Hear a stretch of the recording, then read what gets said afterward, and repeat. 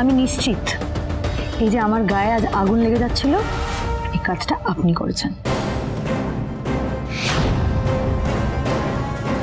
কিন্তু অত বছর আগে মিস্টার সেনের মায়ের সাথে যখন ঘটনাটা ঘটেছিল তখন তো আপনি খুব ছোট, তখন তো আপনার ষড়যন্ত্র করার মতন বয়স হয়নি।